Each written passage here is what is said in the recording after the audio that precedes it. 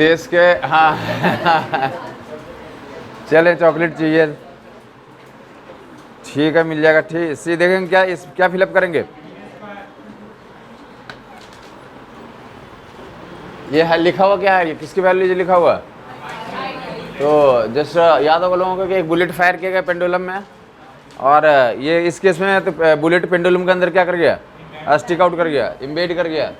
तो कितनी combined system का सेंटर ऑफ मास कितनी हाइट राइज करेगा, कंबाइंड सिस्टम का सेंटर ऑफ मास कितनी हाइट राइज करेगा। तो that will M square U square, याद होगा फार्मूले क्या थे, एच की वैल्यू, यस यस, एच की value V square by 2g, V की वैल्यू रख देंगे, कैपिटल वी की वैल्यू कितनी आई थी, यस यस, कैपिटल वी की value M U by M plus, याद होगा लोगों को। कैपिटल एच की वैल्यू और क्या लिखवाया गया था, वैल्यूज फिलअप कर लोगे। यहाँ पे तो जो फिलअप करना था कितना लिख लेंगे, यू स्क्वायर है, जो वैल्यूज फिलअप करना डेट विल यू स्क्वायर। आगे मूव करेंगे, नेक्स्ट में बताएंगे क्या लिखा हुआ, क्या बताएंगे यहाँ पे क्या एंगल होगा।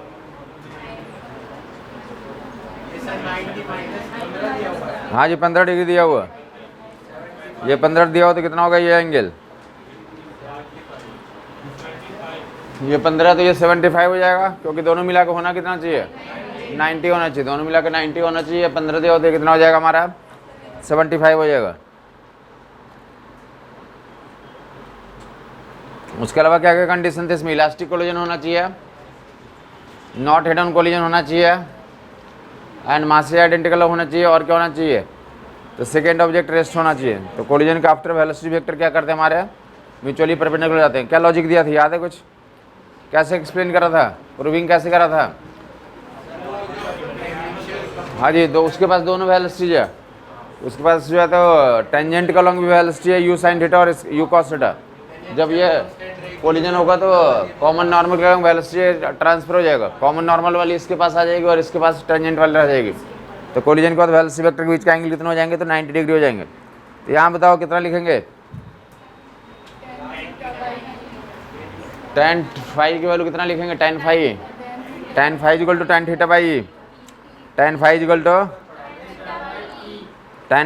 tan theta by. बताना चाहिए, सब लोग पढ़ के आए होंगे, आपको जस्ट रिमाइंडर दिया जा रहा है कि आप पढ़ रहे हैं नहीं पढ़ रहे हैं घर पे रेगुलर, आपको इससे प्रैक्टिस हो जाएगी, याद हो जाएगा, आपने पढ़ा तो आपको रिहर्सल हो जाएगा। और ये वैल्यूज कितना लिखो, क्या लिखोगे इसके बारे में, e u cos theta, that value will be e u cos theta,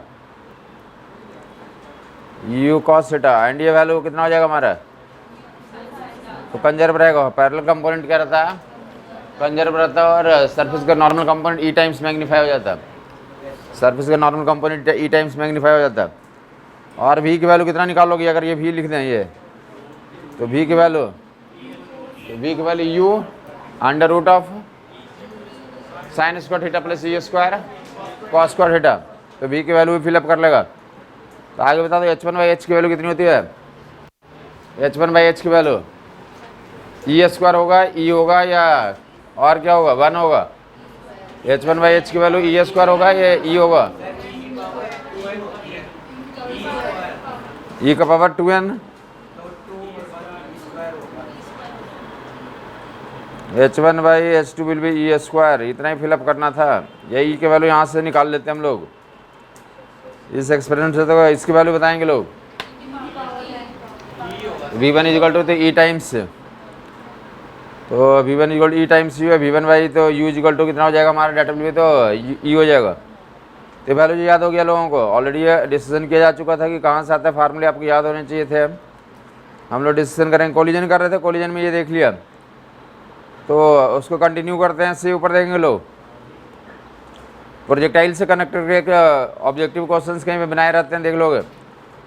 यहाँ से यू स्पीड से थीटा एंगल फेंक दिया, इसके बारे में क्या बताएंगे, क्या बोल सकते, यू स्पीड से थीटा एंगल पे फेंक दिया, क्या क्या बता सकते हैं आप, एक चीज़ बताएंगे आप, मैक्सिमम हाइट कितनी होती है, चुप रहेंगे, इनको बोलने देंगे maximum height you square sine square theta by 2g, कितना बताएंगे, ये डिस्टेंस बताओगे, ये वाला डिस्टेंस कितना होगा, तो 2u square sine theta cos theta by g, या u square by g sine 2 theta, और time of flight 2u sin theta by g, या लाइक कंपोनेंट में, कंपोनेंट का टर्म्स में क्या लिख लोगे? कंपोनेंट का टर्म्स में एच टी एंड आर की वैल्यू, एच की value u by square by 2g और यू बाई बटे तो 2u बाई बटे जी, आर की वैल्यू तो 2 times u x you by बटे जी। ये वैल्यू ऑलरेडी आप जानते हैं, क्लियर है ये। तो आगे देखेंगे यहाँ पे क्या आज का, तो इसमें क्या चर्चा करेंगे हम लोग। ये चर्चा ऑलरेडी हमें लगता है 3 महीने पहले करा था हमने।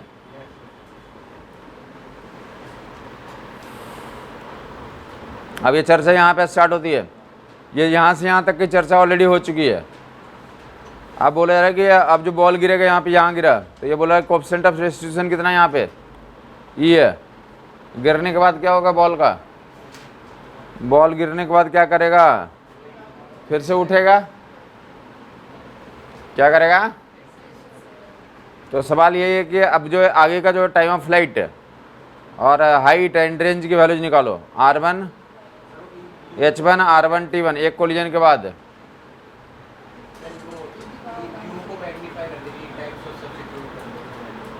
हाँ जी, क्या बताएंगे, देखेंगे पहले तो यहाँ देखेंगे, ये आ गया यहाँ पे फेंका गया था u sin theta u cos theta से, तो आया भी कितने से होगा, ये जो horizontal component u cos theta रहा होगा और ये वाला कंपोनेंट कितना रहा होगा u sin थीटा। तो अब कोलिजन के बाद वाले ये कितना हो जाएगा u sin थीटा में, तो जो कोलिजन के बाद वाली e times u sin theta और ये वाली कितनी रह जाएगी।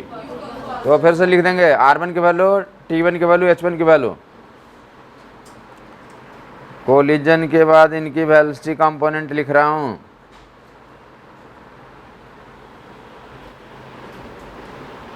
कोलिजन के बाद इनकी velocity component u cos theta और ये e times u sin theta, u cos theta and e times u sin theta.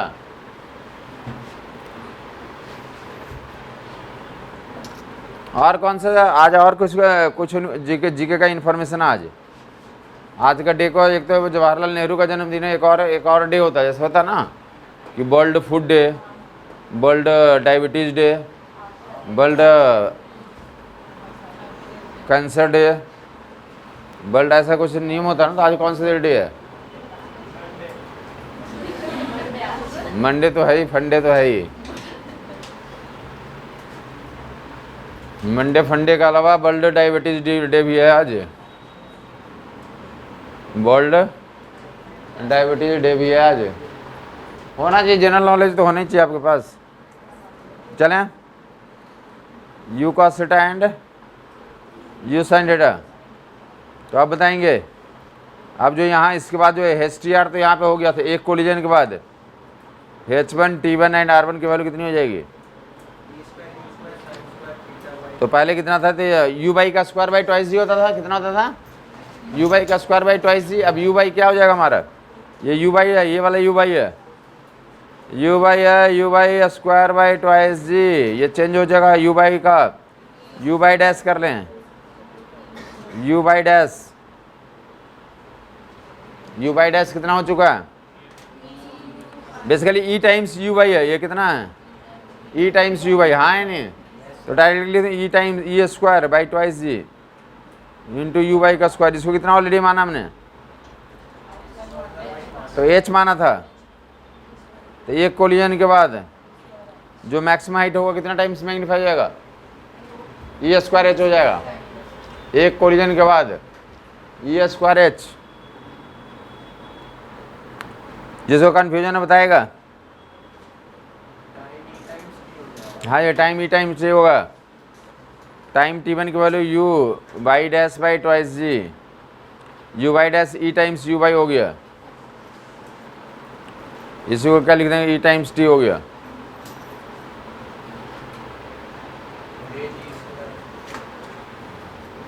Range e square r ऐसा बोल रहे हैं लोग, बाकी लोग भी बताते रहेंगे। e स्क्वायर r क्यों हो रहा तुम्हारा, e स्क्वायर r कैसे बताया, दोनों ई टाइम्स नहीं होता, नहीं ये तो गलत है। दोनों कंपोनेंट ई टाइम्स मैग्नीफाई होता तो सिर्फ ये एक ही कंपोनेंट होता। कौन वाला होता कौन नहीं होता? नॉर्मल वाला ई टाइम्स मैग्नीफाई हो गया। नॉर्मल वाला में क्या कितना हो गया? Normal component E times you by dash हो गया, और ई टाइम्स यू बाई हो गया।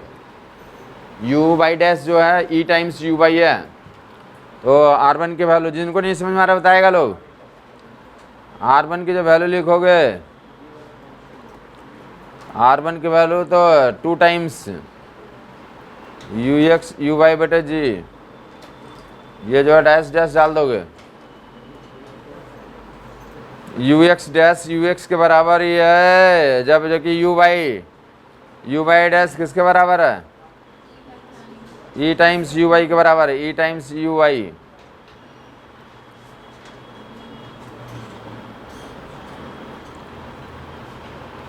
अब ये कितना हो गया हमारा?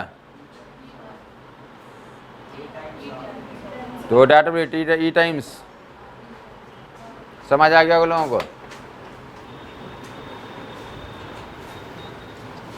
तो एक कोलिजन के बाद जो सरफेस के parallel velocity u cos theta और सरफेस के perpendicular velocity e times u sine theta. दो कोलिजन के बाद बताओगे पैरेलल कंपोनेंट और परपेंडिकुलर कंपोनेंट। दो कोलिजन के बाद parallel component u cos theta ही रहेगा, और परपेंडिकुलर कंपोनेंट ई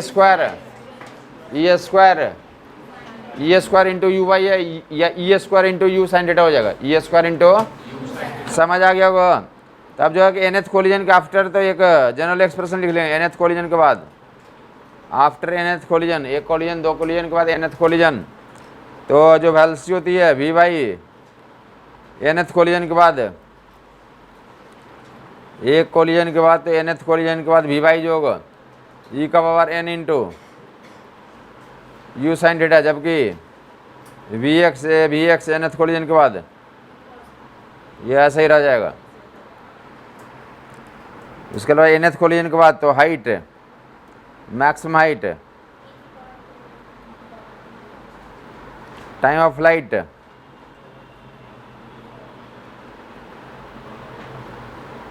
range,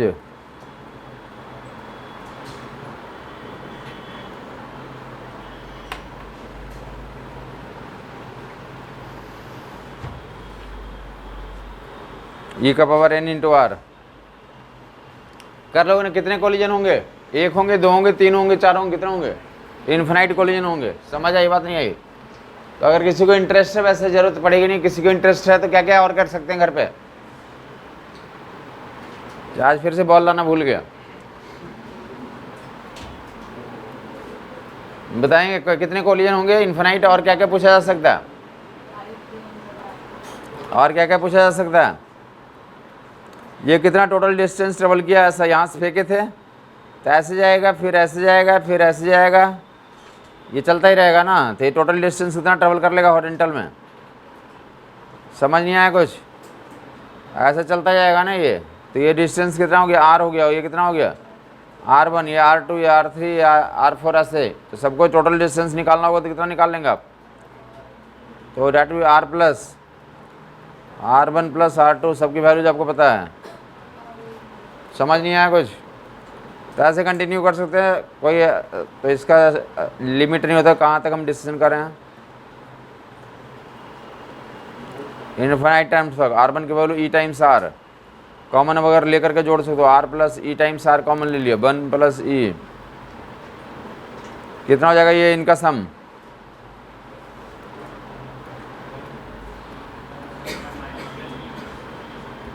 one plus e plus one minus e, ऐसा कुछ हो जाएगा।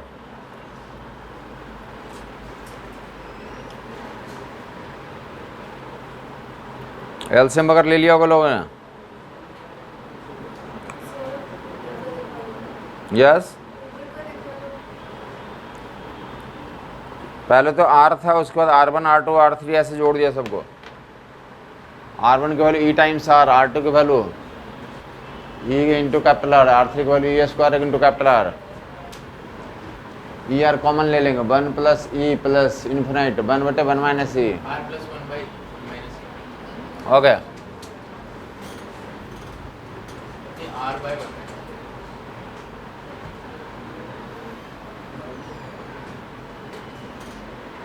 टोटल डिस्टेंस ट्रेवल करना निकालना होगा तो ऐसे निकाल सकते हैं आप। आर कॉमन आउट हो जाएगा।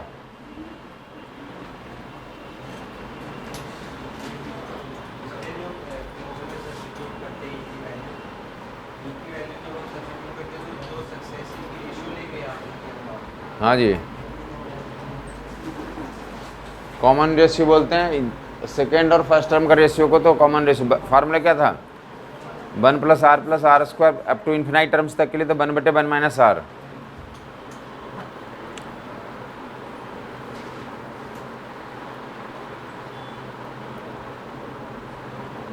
ऐड कर लोगे तुम, r कॉमन आउट हो गया, 1 - e कैंसिल कर लोगे।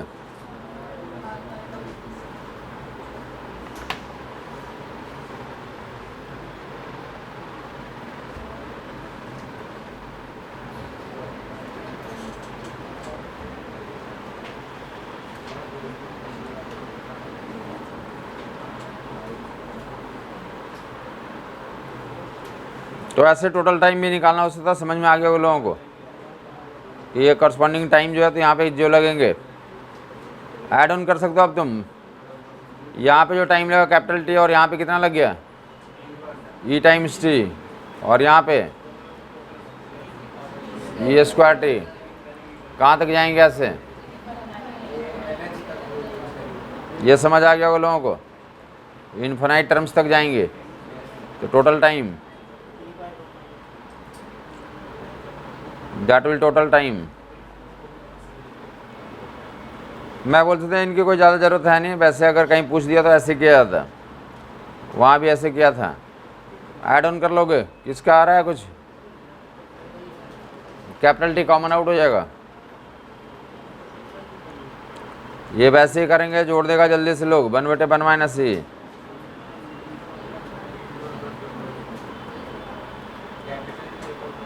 यही आ रहा, कुछ और आ रहा।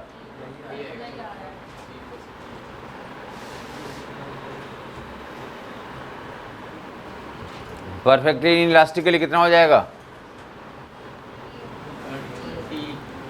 परफेक्टली इलास्टिकली ई की वैल्यू 0 रख के निकाल लोगे। इलास्टिक के लिए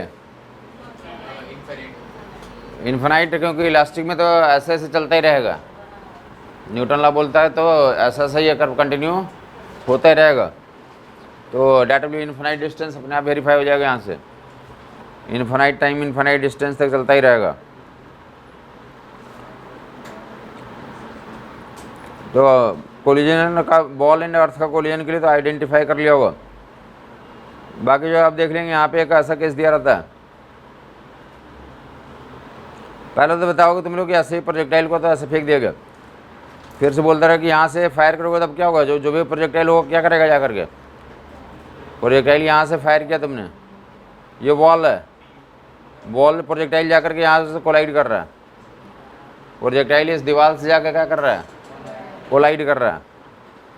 प्रोजेक्टाइल यहाँ इस दीवार से जाकर के कोलाइड कर रहा है।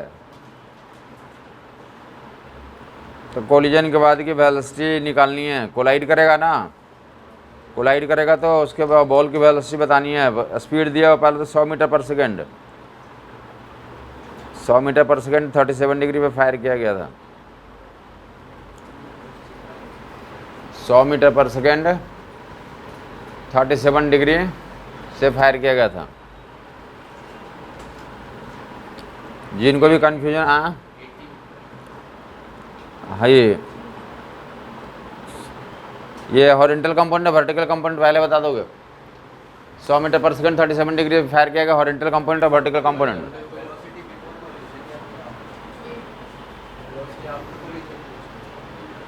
चलें फिलहाल यहाँ पे हॉरिजॉन्टल, यहाँ पे कंपोनेंट ही पूछ रहा हूँ मैं।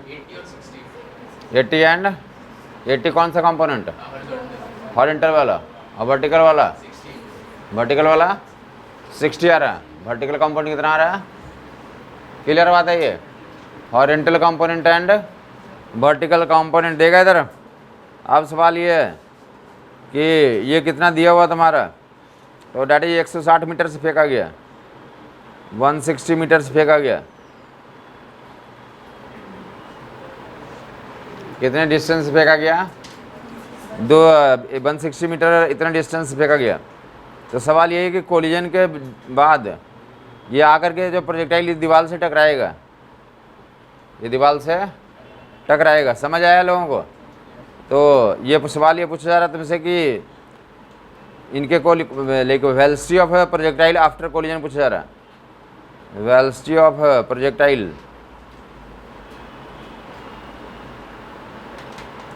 जस्ट आफ्टर कोलिजन, कोलिजन के तुरंत बाद।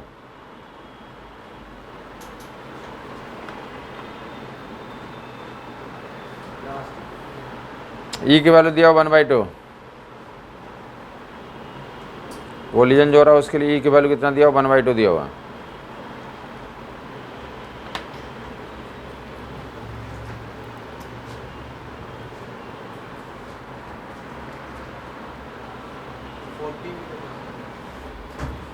एक्स कंपोनेंट बताएंगे, वाई कंपोनेंट बताएंगे। कोलिजन के बाद एक्स कंपोनेंट और वाई कंपोनेंट देख लेंगे। इधर ऊपर देगा, ऊपर देगा। पहले तो सब लोग को समझ में आया कि यहाँ पे हॉरिजॉन्टल कंपोनेंट कितना होगा, आप बताएंगे। इस प्रोजेक्टाइल का यहाँ पे हॉरिजॉन्टल कंपोनेंट कितना होगा, 80 आ रहा है, ठीक है। और ये वाला जब कोलिजन करने के जस्ट पहले प्रोजेक्टाइल का एक्स और वाई कंपोनेंट बताओगे, बगल वाले कोलिजन करने के जस्ट पहले, यहाँ पे अभी कोलिजन नहीं हुआ तब बताओगे एक्स कंपोनेंट और वाई कंपोनेंट। नहीं, अभी तो कोलिजन हुआ ही नहीं है ना, तो ई का रोल तो कोलिजन के बाद आता है। कोलिजन के पहले तो कोई मतलब ही नहीं है। कोलिजन जब होगा तब ई का प्ले आएगा। कोलिजन के जस्ट पहले आप बताएंगे। हाँ जी, एक्स कंपोनेंट 80 और वाई कंपोनेंट, ऐसा थोड़ी होगा। वाई कंपोनेंट निकालने के लिए तो u minus v y equal to u y minus g t. ऊपर जा रहा तो वाई कंपोनेंट डिक्रीज करेगा ना, एक्स कंपोनेंट कंजर्व रहता है। तो कोलिजन के जस्ट पहले देखोगे कि ऐसा हो रहा है। कोलिजन के जस्ट पहले बॉल आया, बोला मैं हूँ, आ गया हूँ। बॉल बोला मैं आ गया हूँ, कितने वेलोसिटी से आया हूँ देख लोगे। इधर ऊपर देगा हॉरिजॉन्टल कंपाउंड 80, हॉरिजॉन्टल कंपाउंड 80 रहेगा ये कोलिजन के पहले। और जो ये वाला कंपाउंड वाई कंपाउंड पता करेंगे कोलिजन के जस्ट पहले। देख लो यहाँ पे कैसे निकालेंगे। हॉरिजॉन्टल कंपाउंड तुम्हें पता है तो पता कर लेंगे कि टाइम कितना हमारा यहाँ तक, यहाँ से बॉल प्रोजेक्टाइल को यहाँ तक पहुँचने में, प्रोजेक्टाइल को यहाँ से यहाँ तक पहुँचने में टाइम कितना लगा। तो हॉरिजॉन्टल डिस्प्लेसमेंट दिया हुआ और हॉरिजॉन्टल वेलोसिटी पता है। तो हॉरिजॉन्टल डिस्प्लेसमेंट के लिए याद होगा एक्स बराबर you x into T. X कितना दिया हुआ तो 160 मीटर हॉरिजॉन्टल वेलोसिटी। तो 2 सेकंड पे टकराएगा जा करके। 2 सेकंड पे प्रोजेक्टाइल उस पोजीशन पे है। प्रोजेक्टाइल 2 सेकंड पे उस पोजीशन पे पहुंच चुका है, हाँ या नहीं। तो अब वी वाई निकाल लेंगे इस मोमेंट पे। कोलिजन के जस्ट पहले v y is equal to u y minus g t. U y कितना था, यू वाई कितना 60 है और माइनस जी इंटू टी, तो ये 40 आ गया। कोलिजन के जस्ट पहले वाई कंपोनेंट 40 है, हाँ या नहीं। और एक्स कंपोनेंट 80 है। कोलिजन के जस्ट पहले तो प्रोजेक्टाइल की वेलोसिटी वेक्टर है वाई कंपोनेंट। वेलोसिटी वेक्टर लिखना होगा तो कितना लिखेंगे 80 i cap and 40 j cap. 80 i cap and 40 j cap, ये ऐसा आया। ये करता हुआ है। आप देखो देखो इधर, ये जाके टकराया। जैसे जाके टकराया तो क्या होगा, तो कौन जो है, तो जब ये टकराने के पहले ऐसा था, ये टकराने के पहले ऐसा था और टकराने के बाद की बात करता हूँ। तो दोनों वैल्यूज बताओगे तुम टकराने के बाद, ये और ये।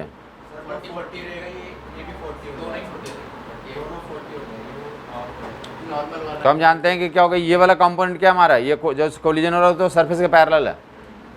क्या ये तो ये 40 का 40 ही रहेगा, जबकि ये जो कोलिजन के बाद तो ई टाइम्स हो जाता, नॉर्मल कंपोनेंट कितना टाइम्स मैग्नीफाई कर जाता, तो that will be e into 80, e की वैल्यू कितना दिया हुआ, समझ आ गया होगा लोगों को, तो डैट विल बी 40।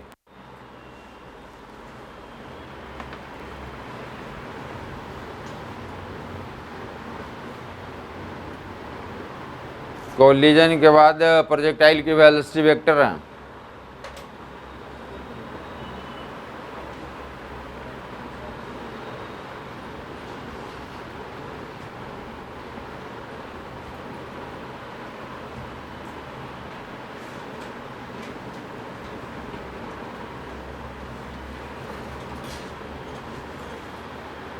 कोलिजन के पहले ये वाला वेलोसिटी वेक्टर कितनी थी, ये वाला 40, और कोलिजन के बाद भी ये कितनी हमारी 40 है, समझ आ गया होगा।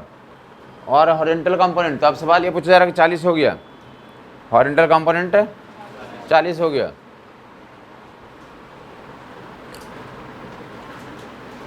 प्रोजेक्टाइल का कोलिजन के आफ्टर वेलोसिटी कंपोनेंट है, ये वाला कितना आ गया 40 आ गया, और ये कितना हो गया 40 हो गया। तो आप इंफॉर्मेशन देखोगे कौन सा कंपोनेंट पे कोई फर्क नहीं पड़ा, कोलिजन के कारण कौन सा कंपोनेंट पे कोई फर्क नहीं पड़ा,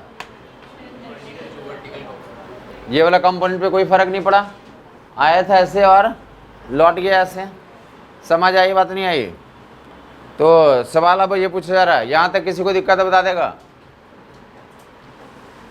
कोलिजन के बाद की वेलोसिटी वेक्टर दोनों कंपोनेंट निकाल लोगे,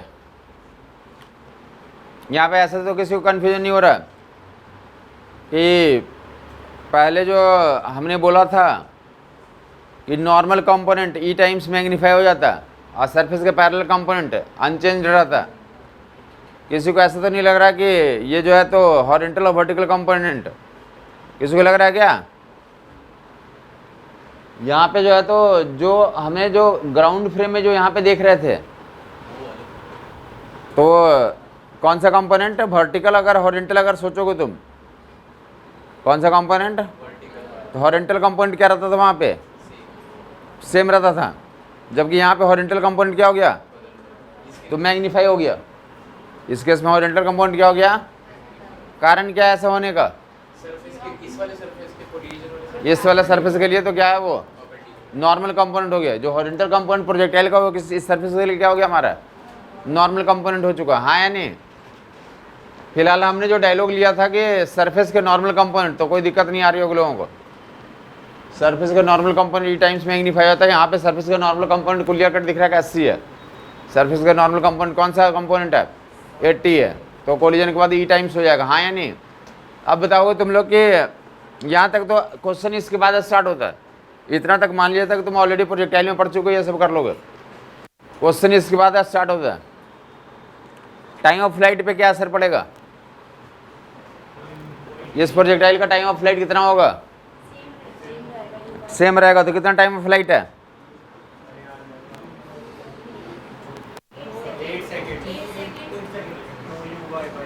टाइम ऑफ फ्लाइट कितना हमारा 8 सेकेंड या 12 सेकेंड,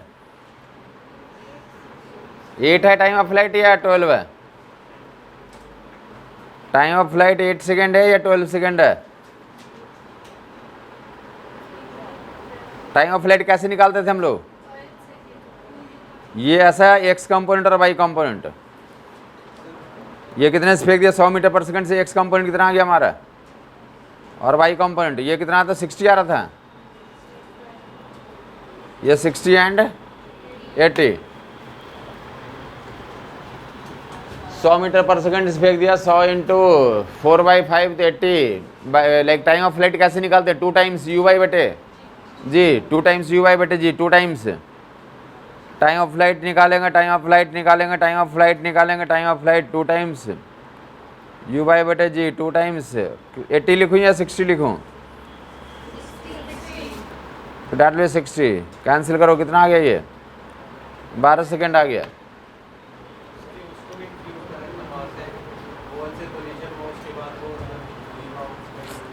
चलें आप सुनेंगे, ये टाइम ऑफ फ्लाइट निकाल लिया, अगर कोलिजन नहीं करता तो टाइम ऑफ फ्लाइट ये था, कोलिजन नहीं करता तो टाइम ऑफ फ्लाइट ये था, कोलिजन करने के बावजूद टाइम ऑफ फ्लाइट यही रहेगा।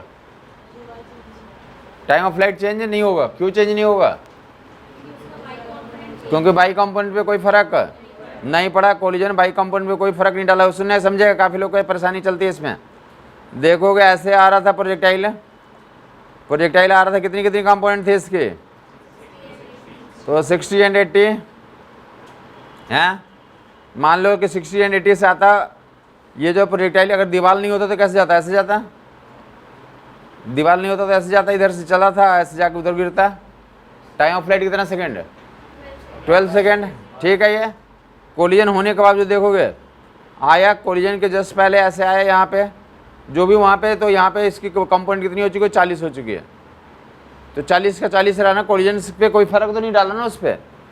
जो टाइम ऑफ फ्लाइट याद होगा कि प्रोजेक्टाइल को जब स्टार्ट करा था तो वहाँ पे टाइम ऑफ फ्लाइट निकालने के लिए बाई कंपोनेंट का यूज किया था, बाई डायरेक्शन वाले इक्वेशन का यूज किए थे।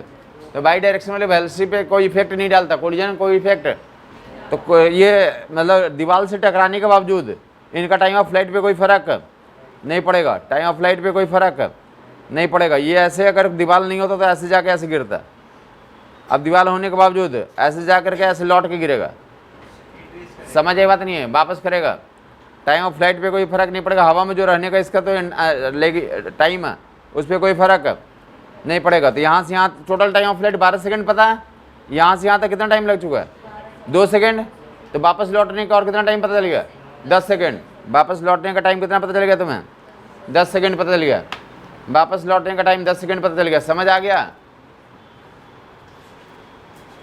समझ आ गया? वापस लौटने का टाइम 10 सेकेंड। तो क्या बता देंगे कहाँ पे जाके गिरेगा प्रोजेक्टाइल? कोलिजन के बाद कहाँ पे लैंड करेगा? कितने डिस्टेंस पे लैंड करेगा? कितने डिस्टेंस पे लैंड करेगा? कितने डिस्टेंस पे लैंड करेगा? बता दो। सवाल पूरा यही होता है। अब देख लो पूरा सवाल।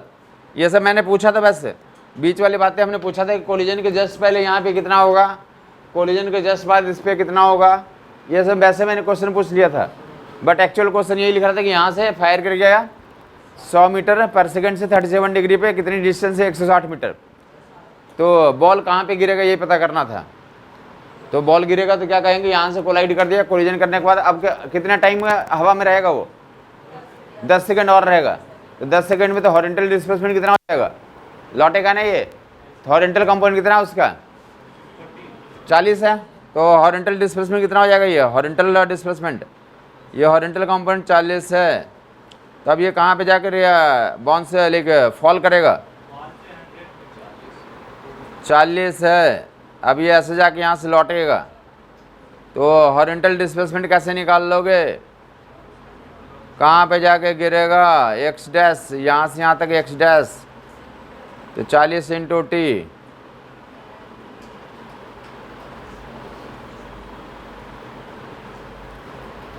चालीस इंटू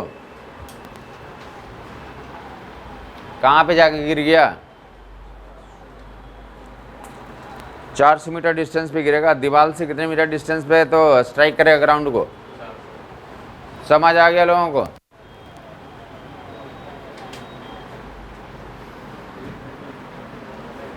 प्रोजेक्टाइल को फेंक दिया, दीवार से कोलाइड किया, तो कोएफिशिएंट ऑफ डिस्ट्रीब्यूशन ई दिया होता है, ऐसा कर लोगे। पूरा प्रोसीड्यूर समझ आ गया होगा लोगों को?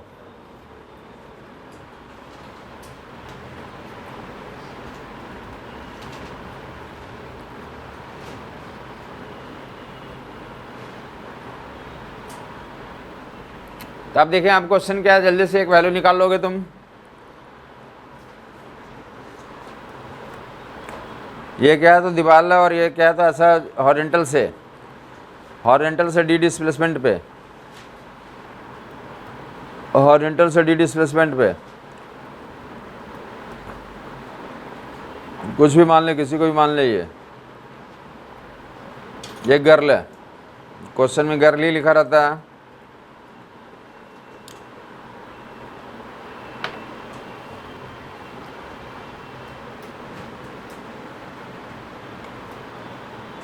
एक गर्ल है, क्या फेंकती है? तो बॉल फेंकती है।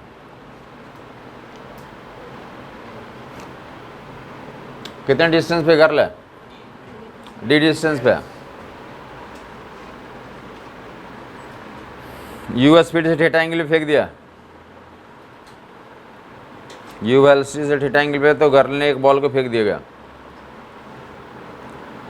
गर्ल ने बॉल को फेंक दिया यू स्पीड से थीटा एंगल पे। और कोलिजन के बाद क्या होता है? सबसे मतलब इम्पोर्टेंट, मतलब बॉल से कभी खेला? दीवार है और बॉल है, अपन कभी खेले हो? क्या खेलते हो उससे? हाँ, यही सवाल होता है कि गर्ल ने बॉल को दीवार पे मारा और बॉल फिर से उसके हाथ में आ गया, बॉल फिर से क्या आ गया उसके, समझ आई बात नहीं? ये सवाल है पूरा, यही काम करते हैं। कभी खेला होगा तो यही करते हैं, खड़े हो जाते हैं बॉल पे ऐसे ऐसे करते रहते हैं आप, हाँ या नहीं? तो यही सवाल है कि गर्ल जो है throws the ball with speed u at an angle theta with horizontal at a distance d from the ball and ball returns to her hand, ball return to her hand.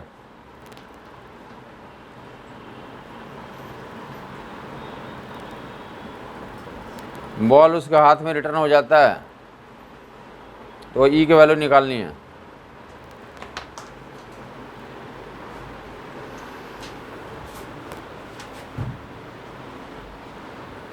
Ball returns to her hand, find the value of E.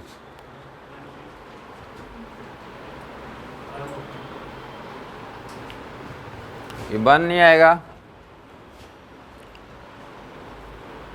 Question पूरा समझ में आ गया? Solution ना करें, देख लें एक बार, देख लें आप।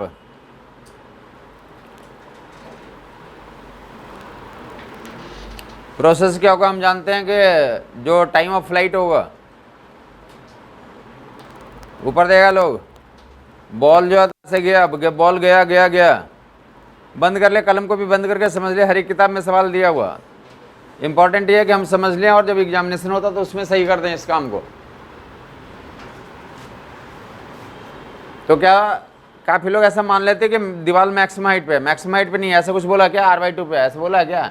वो डी कुछ भी वैल्यू दिया हुआ, डी कुछ भी वैल्यू दिया हुआ, तो इन टर्म्स ऑफ डी के टर्म्स में कुछ आएगी, वैल्यू जाएगी, देख लें क्या होगा। यहाँ से फायर किया, ये डी डिस्टेंस है, तो यहाँ से जाने में जो टाइम लगा, जाने में टाइम लगा T1, और लौट के कितना टाइम लगा? T2, T1 एंड T2, हाँ या नहीं? जाने में T1 और लौटने में, तो T1 प्लस T2 किसके बराबर लिख दूँ? कैपिटल T के बराबर। T1 की वैल्यू कौन बताएगा? तो डैट विल देगा इधर, T1 की वैल्यू, T1 की वैल्यू, T1 की वैल्यू, तो D दिया हुआ है, T1 के लिए D बटे U cos थीटा में किसी को दिक्कत है? T1 का वैल्यू यहाँ से यहाँ तक जाने में है, तो टाइम निकालना तो हॉरिजॉन्टल डिस्प्लेसमेंट का यूज करेंगे, तो horizontal displacement is equal to horizontal velocity into तो टाइम, तो T1 की वैल्यू निकल जाएगा, ठीक। और हम जानते हैं कि अगर हमने माना कि ये जो कंपोनेंट है, ये वाला कंपोनेंट इधर वाला U cos थीटा, यहाँ पे बॉल आया कितने से आया? U cos थीटा से आया, और लौटेगा कितने से? E times U cos theta से, तो लौटने T2 की वैल्यू कौन बता देगा? T2 की वैल्यू D बटे, वहीं पे उसके हाथ में लौट गया, उसके हाथ में लौट गया, ये सवाल में दिया हुआ, उसी के हाथ में लौट गया, ये सवाल में दिया हुआ, समझ आ गया वो लोगों को? उसके हाथ में लौट गया, सवाल में लिखा हुआ, that will U cos theta, सही लिखा गलत लिखा? ई भी रहेगा, वेरी गुड। तो T2 की वैल्यू इतनी हो जाएगी, हाँ या नहीं? तो अब जो है तो कैपिटल T की वैल्यू कौन बता देगा? कैपिटल T की वैल्यू,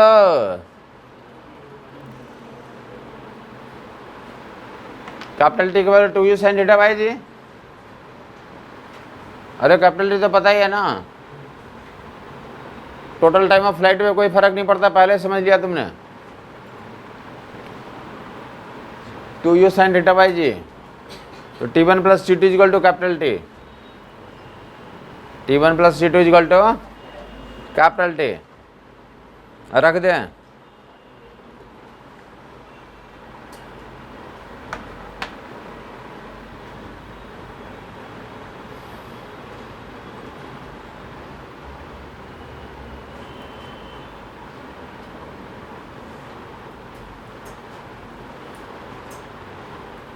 जिसको कोई कन्फ्यूजन हो तो बताएगा कि हमें कन्फ्यूजन हो रही है।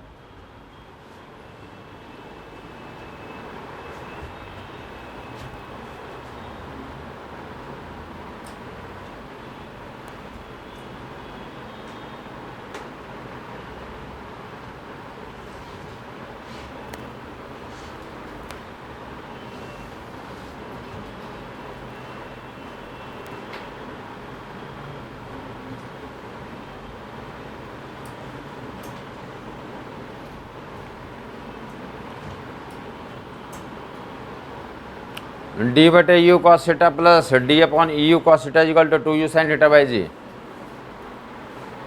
T1 plus T2 equal to capital t d बटे यू कॉस थीटा। बाकी जो पिछली क्लास में कुछ अनाउंस किया था याद है तुम लोगों को? हाँ जी, प्लान। तो उस पर आपने कुछ सोचा होगा या ऐसे हवा में निकाल दिया? नहीं तो आप पहले आपकी तरफ से तो कमिटमेंट होना चाहिए ना। हम तो बोल ही रहा हूँ कि मैं 20 साल से कमिटेड हूँ इसी काम के लिए, तो मैं वेटरन हो चुका हूँ।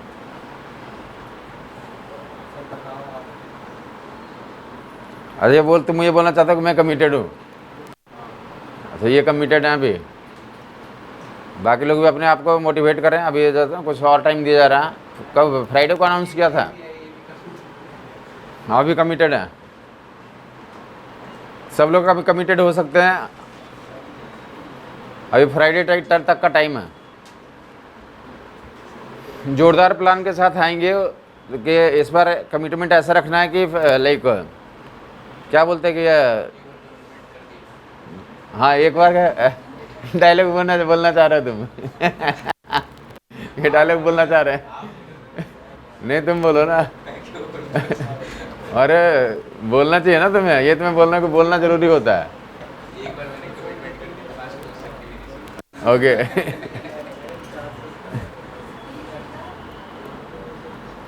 एक कमिटेड निकल गया, 2 लोग निकल गए, 3 लोग निकल गए, सब लोग अपने आप को तैयार करते रहे। लास्ट जो है तो लास्ट डे जो है तो आपको इन्फॉर्म करने का तो फ्राइडे तक है। 1 सप्ताह का अपने आप को वार्म अप करना था। अगर हर एक लोग कमिटेड है तो हर एक लोग दे सकते हैं, हर एक को चैनलाइज किया जाएगा। उसका ये मतलब होता है कि फिर आपको ऐसा बोला जाएगा कि यहाँ पे बैठ करके 4 घंटे तुम डीपीपी करो, तो बैठ कर यहीं करना पड़ेगा आपको। जो है कि 4 बजे उठाया जाएगा तो 4 बजे उठ के काम करना शुरू कर दोगे। हैं? उठने वाला सिस्टम बाद में आएगा, अभी तो इमीडिएट नहीं आएगा। कल से मैं उठाना करूँगा, शुरू करूँगा, लेकिन वो सिस्टम भी आएगा, क्योंकि उसके बिना तो हो ही नहीं सकता। जब तक आपके अंदर का जो है ना कि पावर को तो रेज नहीं किया जाएगा। उस पावर तो है, सबके अंदर है।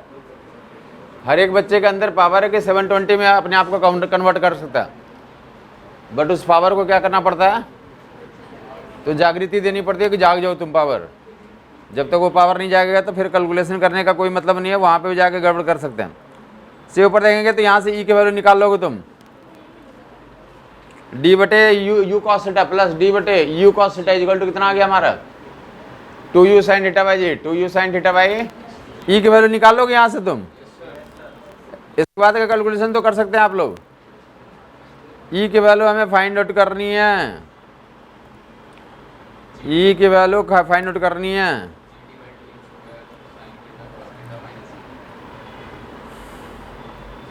ई की वैल्यू हमें फाइंड आउट करनी है। तो data d by e u cos theta. E को एक तरफ कर लें, बाकी को एक तरफ कर लें।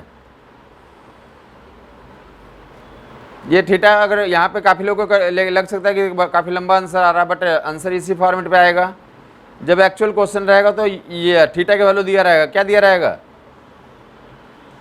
जब एक्चुअल क्वेश्चन रहेगा तो थीटा के वैल्यू क्या दिए रहते हैं? बोलो बोलो बोलो। जब एक्चुअल क्वेश्चन रहता है तो थीटा का वैल्यू 45 दिया रहता है। जहाँ पे बॉल रहेगा, गर्ल उछालेगी या गर्ल को कुछ क्या मान लें, नोरा फतेही मान लें। नोरा फतेही बॉल को दीवार पे मार रही है। अरे शानदार डांस करती है, डांस करती है। अरे डांसिंग गर्ल है ना वो। ये नहीं सुना, डांसिंग क्वीन बोलते हैं, हाँ डांस की रानी। तो इसने नाम कमाया है, तो दूसरे देश से आकर के बॉलीवुड में नाम बनाना आसान काम थोड़ी है।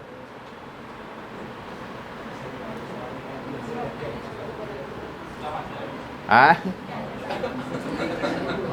इंडियन बोर्न आउट थोड़ी है वो, इंडियन बोर्न नहीं है। चलें आप देखें इधर, डेफिनेटली जो वो डांस करती है कमाल का है, डांस करती है, सभी लोगों के बस की बात नहीं है वो, वैसा जो है तो मैं तो नहीं कर सकता हूँ।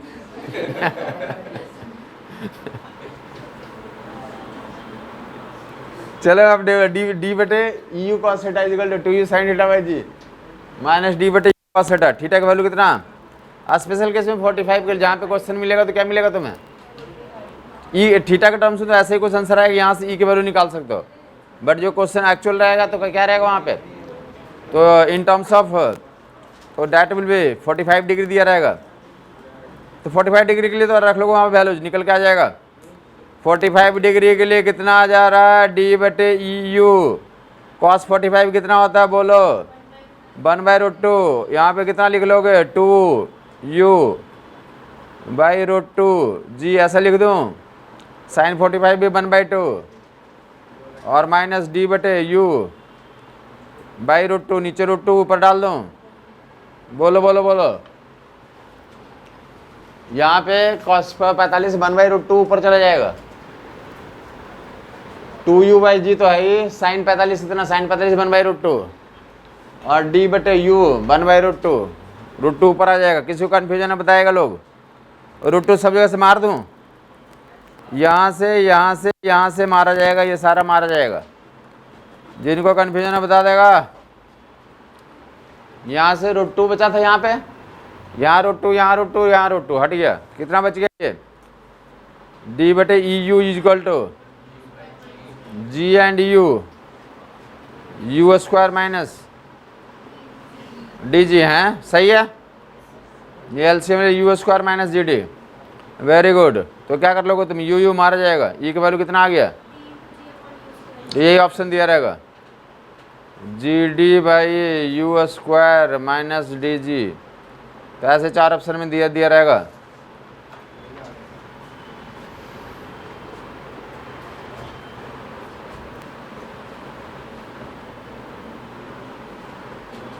बॉल को दीवार पे मारा, बॉल उसके वापस से रिबाउंड करके उसके हाथ में आ गया।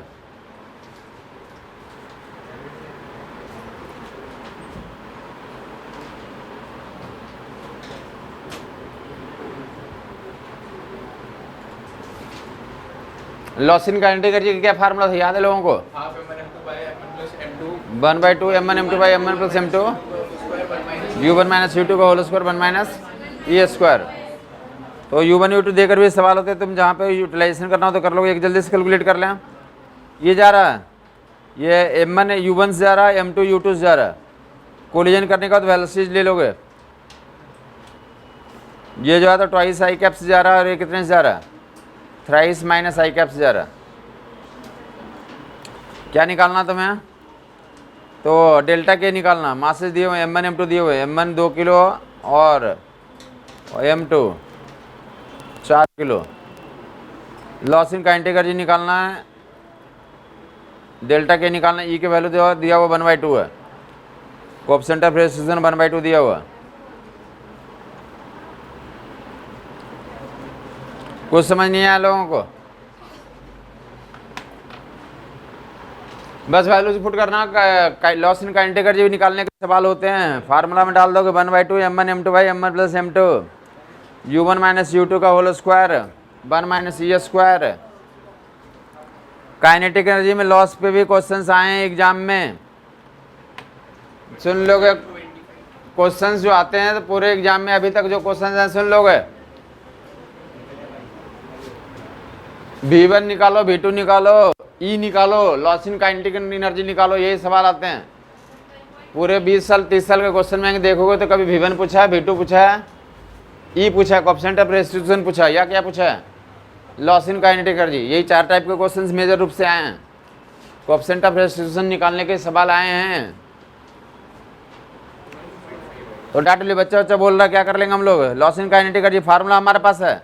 यहाँ V1 V2 नहीं बोला हमने, क्या बोल दिया सिर्फ, तो V1 V2 को मास्टरी आपने कर रखा है, V1 V2 निकालने का मास्टरी आपने कर रखा है। V1 के वैल्यू तो ई वाले के लिए M1 minus EM2, M1 minus EM2 into U1 बटे M1 plus M2 plus 1 plus C M2 U2 बटे रख दोगे, तुम्हें फार्मूला याद हो चुका, वैल्यू रख लिया। लॉस इन काइनेटिक एनर्जी हमने कभी प्रैक्टिस नहीं करा था, इसलिए अभी कर ले रहा हूँ। By 2 M1 M2 by M1 plus M2 लिख दूँ ऐसा, और U1 माइनस U2 का होल स्क्वायर, कौन बताया कितना हो जाएगा ये, तो ये 5 हो जाएगा।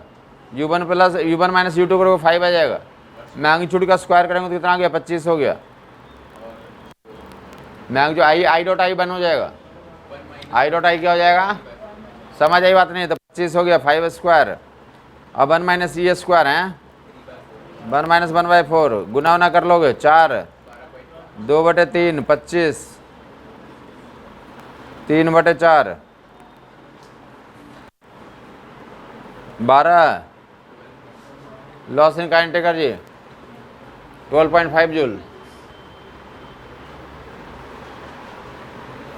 काइनेटिक एनर्जी में लॉस कितना हो गया, इतना लॉस हो गया। परसेंटेज लॉस निकालेंगे, कितना लॉस हुआ, परसेंटेज वाइज लॉस निकालना, कैसे निकालोगे,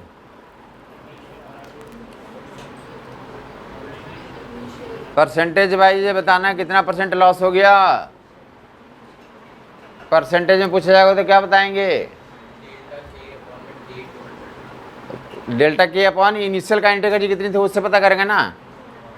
लॉस की वैल्यू निकल गई, ध्यान सुनोगे, तुमने 100 रुपये घर से लेके निकले थे, कितने लेके निकले थे, 100 रुपीज़ लेके निकले थे एक्चुअली, और जब घर पे वापस लौटे तुम्हारे पॉकेट में कितना, तो सिर्फ 10 रुपया एक बचा था, बाकी ख़त्म था। 10 रुपया पॉकेट में था, बाकी था ही नहीं। समझ आई बात नहीं आई। तो लॉस कैसे पता करोगे कितना लॉस हुआ, 100 रुपये लेके चले थे, इनिशियली क्या था, 100 रुपये था, इनिशियली 100 रुपया, फाइनल कितना था, आप भाई इनिशियल से डिवाइड कर दोगे तो कितना लॉस हो गया, इनिशियल 100 था, फाइनल कितना था तुम्हारे पास 10, और नीचे इनिशियल कितना हमारे पास, तो कितना आ गया हमारे पास 90/100। 90/100 को क्या बोलते हैं हम लोग, फ्रैक्शनल लॉस। परसेंटेज लॉस करेंगे तो 100 से गुना कर देंगे, तो कितना परसेंट का लॉस हो गया, ना समझ में आई बात। Initial minus final by initial को फ्रैक्शनल लॉस बोलेंगे, और 100 से जब गुना कर देंगे इन्फॉर्मेशन को, तो किस में चेंज हो जाएगा, ये परसेंटेज लॉस में चेंज हो जाएगा। समझ आई बात नहीं। ये आई माइनस एफ को क्या बोलते हैं, सीधा सीधा I minus F is equivalent to loss, तो loss by initial kinetic energy, loss by that is called fractional loss, और 100 से गुना कर देंगे तो परसेंटेज लॉस बन जाएगा। Initial minus final by initial amount से डिवाइड कर दो, फ्रैक्शनल लॉस 100 से गुना कर दो, परसेंटेज लॉस। ये क्वेश्चंस हैं, 2-4 बार क्वेश्चंस आए हैं परसेंटेज लॉस पे, फ्रैक्शनल लॉस पे भी आए हैं, परसेंटेज लॉस पे भी आए हैं। हाँ वो लॉस का है। अब लॉस में तो इनिशियल अमाउंट से डिवाइड कर दोगे तो फ्रैक्शनल लॉस बन जाएगा, और 100 से गुना कर दोगे तो परसेंटेज लॉस बन जाएगा। परसेंटेज के टर्म्स में तो एक बातचीत करते हैं हम लोग। तो डाटा तो वहाँ से क्या निकाल लिया था, इनिशियल काइनेटिक एनर्जी, वहाँ पे निकालो इनिशियल काइनेटिक एनर्जी 1/2। पहला वाला कितने से जा रहा था, 2 किलो वाला कितने से जा रहा था, 2 का स्क्वायर, और 4 किलो वाला काइनेटिक एनर्जी निकालिए इनिशियल काइनेटिक एनर्जी सिस्टम के, कितना आ रहा है ये 4 + 18 कितना हो गया ये 22। तो जो परसेंटेज लॉस या फ्रैक्शनल लॉस निकालोगे, एक लॉस बता दो, दूसरा फ्रैक्शनल लॉस।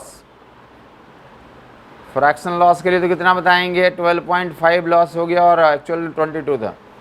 ये कौन सा लॉस हो गया, फ्रैक्शनल लॉस। परसेंटेज लॉस में 100 से गुना कर दोगे, फ्रैक्शनल लॉस ये है, परसेंटेज लॉस के लिए 100 से गुना कर देंगे, इसी में 100 से गुना करते हैं। डाटा परसेंटेज लॉस,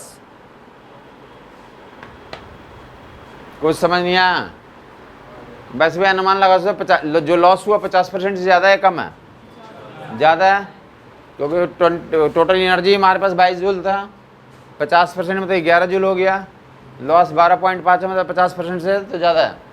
बाकी डिवाइड करके निकाल लो कितना रहेगी एक्चुअली वैल्यू, जो भी वैल्यू डिवाइड करके फर्दर निकाल सकते हैं आप। 22 डिवाइड करोगे, गुना कर लोगे 1250/22, कितना परसेंट आ रहा है? 56%। जो भी परसेंटेज आएगा अप्रॉक्सीमेटली देख लेंगे, 56 आ रहा, 55 आ रहा।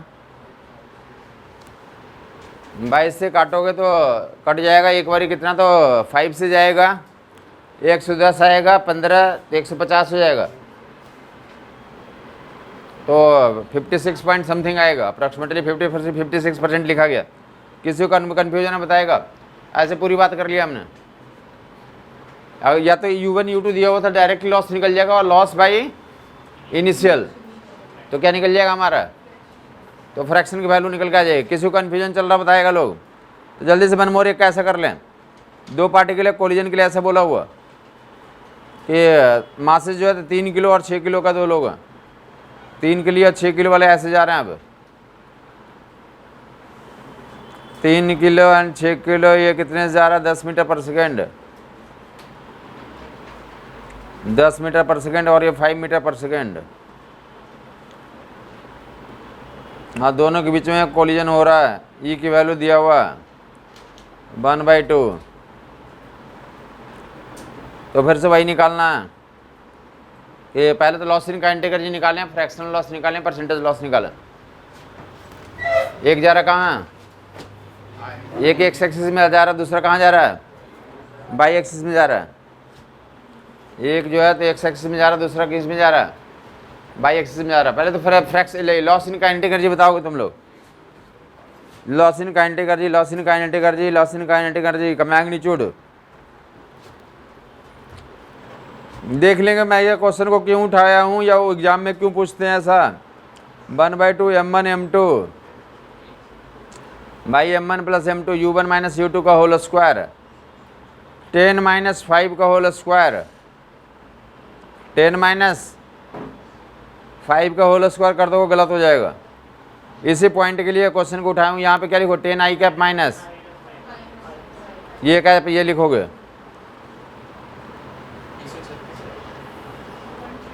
And 1 - c square, 1 - 1/4। इसी पॉइंट के लिए उठाया हुआ है, बस इसी पॉइंट के लिए क्वेश्चन उठाया गया।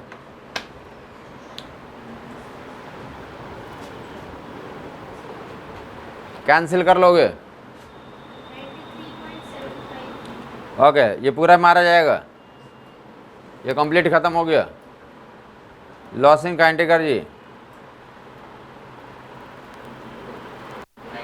डेट लिए 3/4 आ रहा है। इसका मैग्नीट्यूड कितना ले लोगे? 10 i cap minus 5 j cap, 125 आ जाएगा। वेक्टर में मैग्नीट्यूड निकालना याद होगा, 10 का स्क्वायर प्लस 25 का, लेकिन 5 का स्क्वायर, 10 का स्क्वायर प्लस 5 का स्क्वायर, 10 का स्क्वायर प्लस 5 का स्क्वायर, तो डेट 125 स्क्वायर है वो ऑलरेडी। किसी को confusion loss in kinetic energy निकालने में? इसी मैग्नीट्यूड को समझाने के लिए क्वेश्चन उठाया गया कि यहाँ पे काफ़ी लोग 10 - 5 कर देते, गलत आ जाएगा। क्या करना होगा? 10 i कैप माइनस, और इसका मैग्नीट्यूड निकालोगे वेक्टर फॉर्म से। 125 एंड 3/4 कितना आ गया अल्टीमेटली? ये वैल्यू जो भी आएगा। और इनिशियल काइनेटिक एनर्जी कितना हमारा? Initial kinetic 1/2 3 into 10 square plus 1/2 6 into 5 square,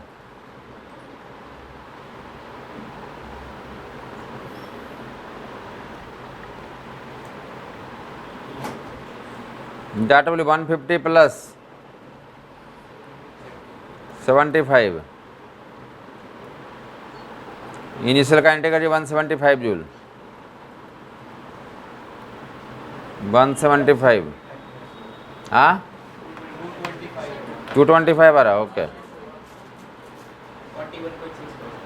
225 joule.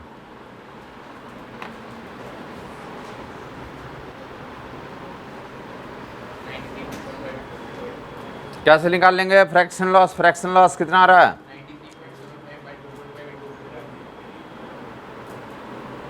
Fraction loss, fraction loss के लिए तो डेट भी 125 इंटू 3/4 बाई कितना था ये? 225 और 100 से गुना कर दे, परसेंटेज लॉस में चेंज हो जाएगा। 100 से गुना कर देंगे, 100 से गुना कर देंगे, परसेंटेज लॉस, ये फ्रैक्शन लॉस आ गया। 100 से इसी गुना कर दें आप, प्रोसीड्यूर पूरा पता चल गया होगा। परसेंटेज के लिए तो 100 से गुना कर देंगे, data will become percentage loss है ये।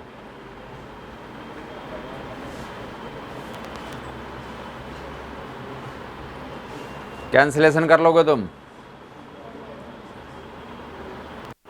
125 इंटू 3 इंटू 100/4 इंटू 225 कितना परसेंटेज लॉस आ रहा है? ओके, ये काट लेंगे, ये कितना हो गया? तो 4 गुने तो 2, ये 900 हो जाएगा। तो ये 1/9 एंड 125 ऐसा कुछ आ रहा है।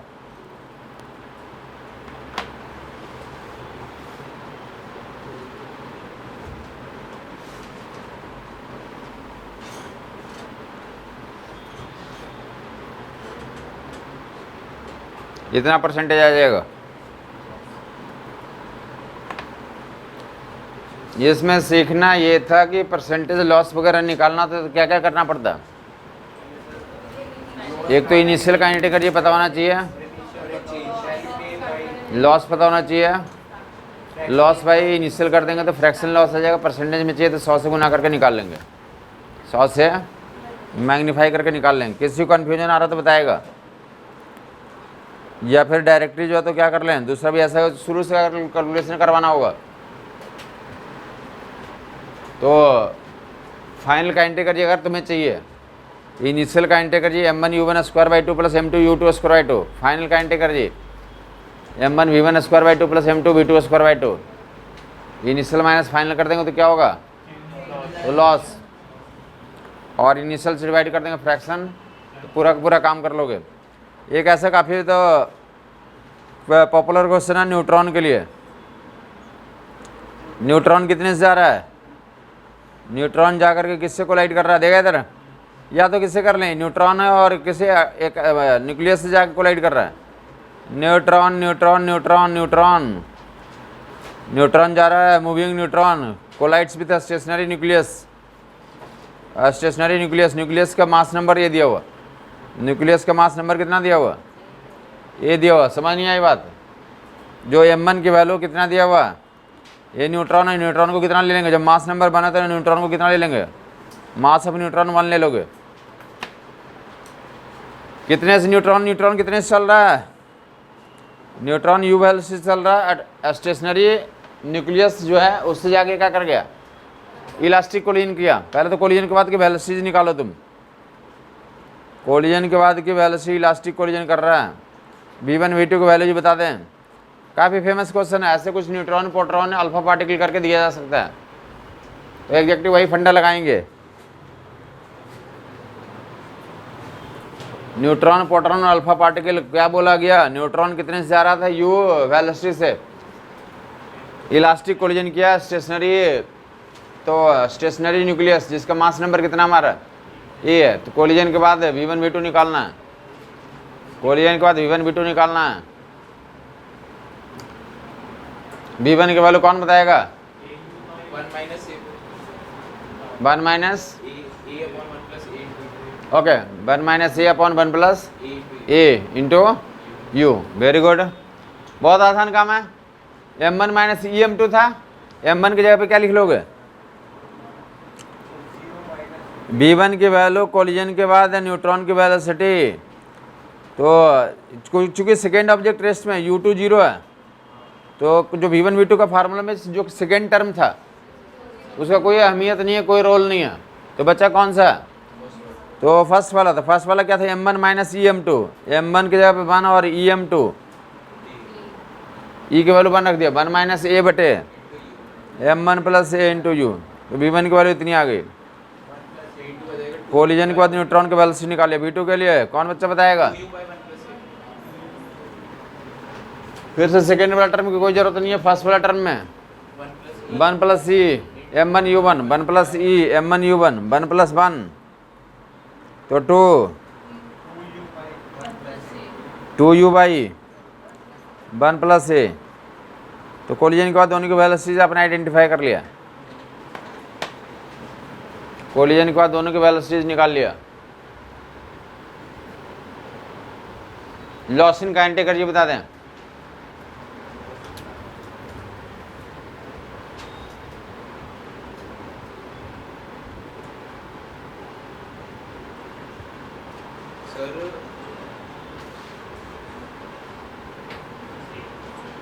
जीरो आएगा, इलास्टिक कोलिजन है, काइनेटिक एनर्जी में लॉस जीरो आ गया।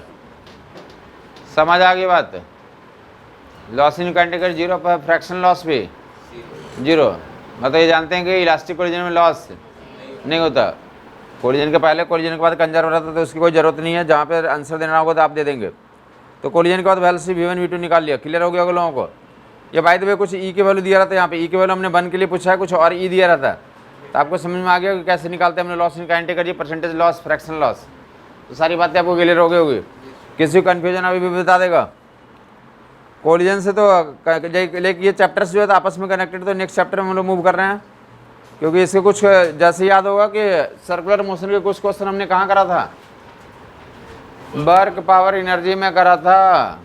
अब वर्क पावर एनर्जी का कुछ पोर्शन कहाँ पे आया, क्योंकि ये आपस में चेंज कनेक्टेड हैं। कोई क्वेश्चन में देख रहे थे कि कहीं पे मोमेंटम जब लगा रहे थे तो क्या लगाना पड़ रहा था, एनर्जी। समझ आई बात? नहीं है तो कुछ प्रिंसिपल यहाँ से लेंगे और कुछ इसी से रिलेटेड क्वेश्चंस कुछ और आएंगे, जहाँ पे हम लोग कहाँ पे करेंगे, सेंटर ऑफ मास में करेंगे। हेडिंग डाल देंगे सेंटर ऑफ मास।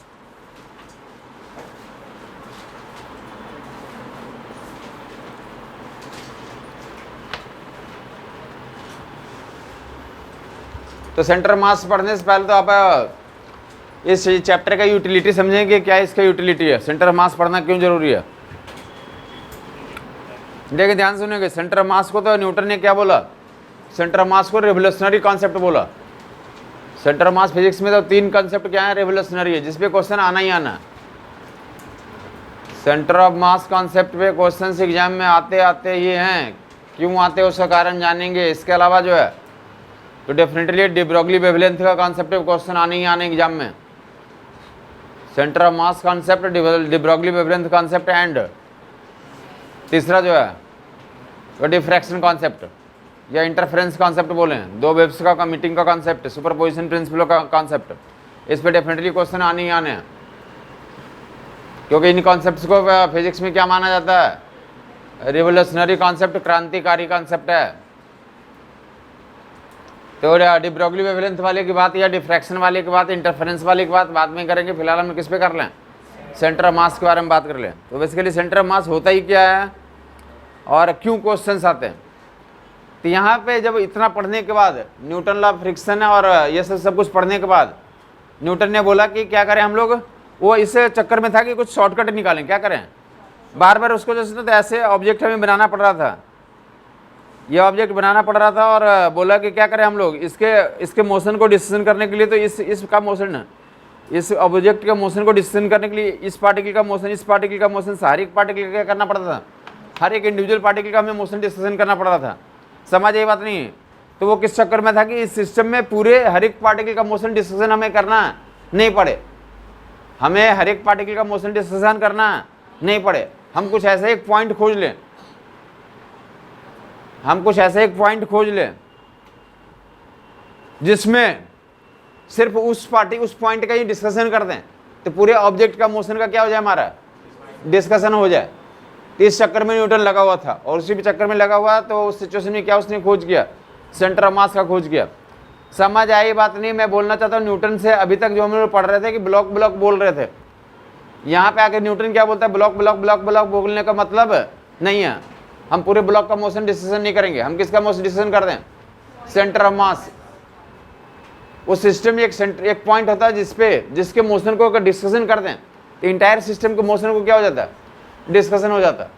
तो ऐसे ही पॉइंट को हम लोग क्या बोलते हैं, हर एक सिस्टम में एक ऐसा पॉइंट होता है जहाँ पे हर एक सिस्टम में, कोई सिस्टम में बहुत सारे पार्टिकल है, M1 M2 M3 M4 सब लोग बहुत लोग हैं, तो उस सिस्टम में क्या होता है, उसका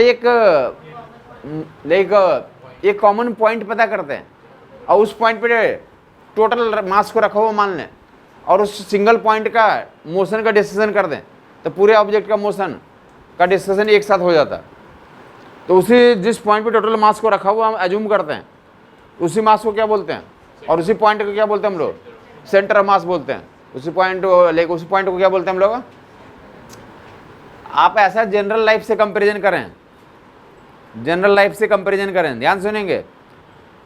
इस क्लास में जितने लोग बैठे हुए हैं, एक तो मैं ऐसा करूं कि इनका मैं एज पूछूं, क्या पूछूं, इनका एज पूछा, इनका पूछा, इनका पूछा, इनका पूछा, सबका पूछा, ठीक है। कोई बोला 17, 15, 16, 17 जो भी आपने बताया, 18 जैसा भी आपका है, तो उसके अनुसार से आपने तो इन्फॉर्म करा, हाँ या नहीं।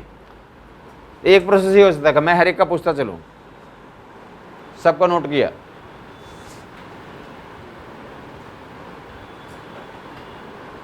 दूसरा हो सकता है कि हमने पूछा और सबका क्या निकाल लिया, 17, 15, 16, 18 ऐसे लिख करके सबको जोड़ा और जनसंख्या से डिवाइड कर लिया, और वो जो वैल्यू कितनी आ गई, तो 17.4 आ गया।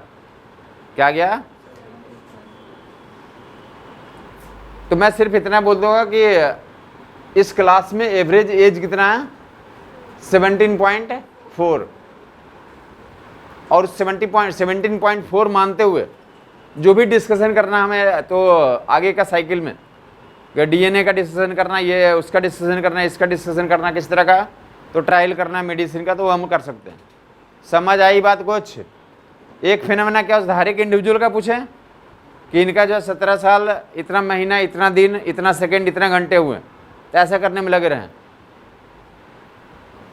इनका इतना इतना, उनका इतना इतना इतना, ऐसा करते रहें। या दूसरा क्या कर सकते हैं हम लोग, इस क्लास का एवरेज एज कितना मान लें, 17.4। 17.4 हो सकता है इसमें जो बैठे हुए किसी का ना हो, 17.4 इनके यहाँ पे प्रेजेंट लोगों में से किसी का ना हो। समझ आई बात नहीं है। तो मैं क्या बोलना चाहता हूँ, इस पॉइंट से मैं बोलना चाहता हूँ कि सेंटर ऑफ मास एक पॉइंट होता है। सेंटर ऑफ मास क्या होता है, सेंटर ऑफ मास, पहले तो सेंटर ऑफ मास होता ही किसका, तो सेंटर ऑफ मास क्या होता है, मासेज के सिस्टम का होता है। मासेज का सिस्टम का मतलब क्या होगा, M1 M2 M3 M4 बहुत सारे मासेज हैं, तो ऐसे कम्बिनेशन को क्या बोलते हैं, तो मास सिस्टम का, सिस्टम ऑफ मासेज। बहुत सारे लोग इन्वॉल्व होंगे तो उसे क्या बोलेंगे हम लोग, तो सिस्टम बोलेंगे। तो सेंटर ऑफ मास किसी सिस्टम को होता है, ये सेंटर ऑफ मास किसी कंटिन्यूअस सब्जेक्ट का होगा।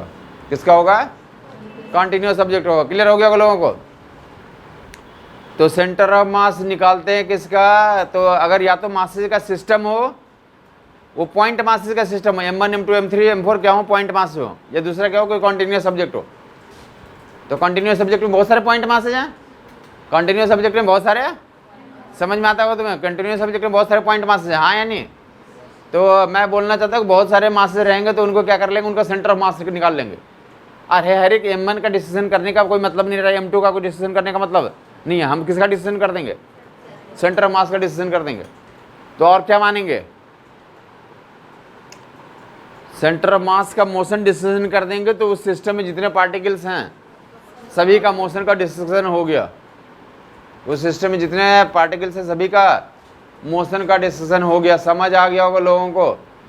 सेंटर ऑफ मास एक पॉइंट होता है, सेंटर ऑफ मास एक। तो पहले तो बताओ कि वो रियल पॉइंट है या वर्चुअल पॉइंट है, तो वर्चुअल पॉइंट है। वर्चुअल पॉइंट का मतलब अभी समझाया तुम्हें कि इतने यहाँ पे जो बैठे हुए हैं, तो एवरेज निकाला 17.4। हो सकता है वो वैल्यू किसी का भी ना हो, तो एक वर्चुअल पॉइंट है। वो क्या है, वर्चुअल वैल्यू है। तो सेंटर ऑफ मास एक वर्चुअल पॉइंट होता है जहाँ पे सिस्टम के टोटल मास को रखा हुआ अज्यूम करते हैं, मानते हैं, जहाँ पे सिस्टम के टोटल मास को रखा हुआ अज्यूम करते हैं। किस पर्पस के लिए करते हैं, for discussion of translation motion, for discussion of दो तरह का मोशन या तीन तरह का मोशन हम लोग आगे पढ़ेंगे। एक क्या होगा हमारा, तो ट्रांसलेशन, दूसरा रोटेशन। और दोनों ट्रांसलेशन प्लस रोटेशन दोनों का कंबाइंड सिस्टम को तो रोलिंग मोशन कहते हैं। तो सेंटर ऑफ मास का स्पेशल यूज कहाँ पे करते हैं, ट्रांसलेशन मोशन के लिए करते हैं। क्लियर हो गया लोगों को? एक पॉइंट बोलोगे सेंटर ऑफ मास के बारे में। सेंटर ऑफ मास एक वर्चुअल पॉइंट होता है, इमेजिनरी पॉइंट होता है, ठीक। दूसरा इन्फॉर्मेशन, जहाँ पे सिस्टम के टोटल मास को रखा हुआ अज्यूम करते हैं। और तीसरा पॉइंट किसके लिए अज्यूम करते हैं ऐसा, तो discussion of translation motion, for the discussion of translation motion. Clear हो गया लोगों को? फॉर द डिस्कशन ऑफ, उसी पॉइंट पे टोटल मास को रख देंगे। क्लियर बात है? अब काफी लोगों के मन में सवाल आ रहा होगा कि ट्रांसलेशन मोशन का डिस्कशन में क्यों यूज करते हैं सेंटर मास को, रोटेशन में क्यों नहीं यूज करेंगे। सेंटर मास का यूज कहाँ पे करेंगे, for the discussion of translation motion. Translation motion का डिस्कशन करना तो टोटल मास को वहां पे रखा हुआ अज्यूम कर लोगे, ठीक। पहला पॉइंट बताओगे तुम साहब, सेंटर मास एक लाइन होता है, पॉइंट होता है, सर्कल होता है, क्या होता है, तो पॉइंट होता है, जहां पे टोटल मास को रखा हुआ अज्यूम करते हैं। किस पर्पस के लिए, ट्रांसलेशन मोशन का डिस्कशन पर्पस के लिए। ट्रांसलेशन मोशन का डिस्कशन पर्पस के लिए। सर्कुलर रोटेशन मोशन का डिस्कशन क्यों नहीं, रोटेशनल मोशन का डिस्कशन क्यों नहीं, ध्यान सुनोगे अब। क्योंकि अगर हम लोग रोटेशन ने यूज करें, सेंटर ऑफ मास कंसेप्ट में क्या माना कि एक पॉइंट पे टोटल मास रखा हुआ, एक पॉइंट पे क्या करा हुआ, टोटल मास रखा हुआ। एक ही पॉइंट है उसी पे टोटल मास रखा हुआ, एक ही पॉइंट है उस पे क्या रखा हुआ। अब वहां पे उसी पॉइंट पे फोर्स लगाओगे, उसी पॉइंट पे, तो उसमें रोटेशनल ट्विस्ट नहीं आएगा, उसमें रोटेशनल ट्विस्ट ऐसे थोड़ी देर के लिए समझे आप कि क्या हमारे पास M1 M2 M3 M4 ऐसा मान है। अगर अलग अलग ऑब्जेक्ट मानते हुए काम करोगे तो हमने क्या करा है, ऐसा कुछ फोर्स लगाया, ऐसे जो है ये थोड़ी देर के लिए ऐसे मान ले कि ऐसा फोर्स लगाया, तो ऐसा फोर्स लगाएंगे तो क्या करेगा, घूम सकता है, रोटेट कर सकता है ये, हाँ या नहीं। ये टेबल के मान लीजिए, टेबल थोड़ी देर के लिए समझिए, ये टेबल है, तो टेबल पे ऐसे फोर्स लगाओगे तो क्या हो, ये घूम सकता है, क्या कर सकता है, घूम सकता है। तो यहाँ पे रोटेशन ट्रांसलेशन दोनों पॉसिबिलिटी है, समझ आई बात नहीं है, ठीक है। ये जबकि क्या करता है दूसरा, इस टेबल को ना ले, ये बोले इस टेबल में एक पॉइंट है, सिंगल पॉइंट है, वहीं पे काम करूंगा, तो उस पॉइंट पे अगर फोर्स मान लगाओगे, उस पॉइंट पे क्या लगाओगे, तो उसमें सिर्फ और सिर्फ क्या हो सकता है, ट्रांसलेशन होगा और रोटेशन नहीं होगा। सिर्फ और सिर्फ क्या होगा, ट्रांसलेशन होगा, रोटेशन नहीं होगा, ट्रांसलेशन होगा, रोटेशन नहीं होगा। क्लियर बात हुई? ऐसा आपने देखा होगा, ध्यान से सुनो। एक जो है ना, जो लोग साउथ वाली पिक्चर देखते होंगे, साउथ वाली पिक्चर देखते हैं तो उसमें क्या देखते हैं कि साउथ वाली पिक्चर में जो हीरो होता है, गाड़ी वाली नहीं, वही वाला गलत एग्जाम्पल उठा लिया आपने, गाड़ी वाले एग्जाम्पल नहीं उठाना है। कौन से वाले, हाँ, पंच मारता है, जो पंच मारता है उसके तो ऐसे मारता है सेंटर पे, तो सीधा जो है दिखाता है कि 3-4 किलोमीटर दूर चला गया वो रोटेट नहीं करता है, सीधा ऐसा कुर्सी पे बैठा है, ऐसे उड़ता वो जा रहा है। नहीं समझ आई बात? वो कहाँ पे मारा है, देखो सेंटर ऑफ मास पे मारा। आदमी का सेंटर ऑफ मास कहाँ माना जाता है, तो नाभि पे मारा जाता है, तो वहां मारता है और दिखाता है कि कितने किलोमीटर चला गया। समझ आई बात नहीं है? आदमी का सेंटर ऑफ मास कहाँ माना जाता है, नाभि पे, और नाभि पे मारा, सेंटर ऑफ मास पे मारा, तो क्या होगा उसमें, क्या नहीं होगा, क्या होगा, ट्रांसलेशन होगा, रोटेशन नहीं होगा, ट्रांसलेशन होगा। समझ आ गया होगा? तुम भी ऐसा कर सकते हो किसी के साथ, अगर सेंटर ऑफ मास पे मारोगे तो उसको क्या होगा, सिर्फ और सिर्फ ट्रांसलेशन होगा। ध्यान से देखोगे। दूसरा वाला ऐसा वाला केस देखोगे, जैसे उन्होंने बताया, जैसा उन्होंने बताया कि काफी बार कोई हीरो जो है विलेन को मारता है तो पैर में मारेगा, तो पैर का ऐसा उल्टा वो फिर घूमता वो गिरता है।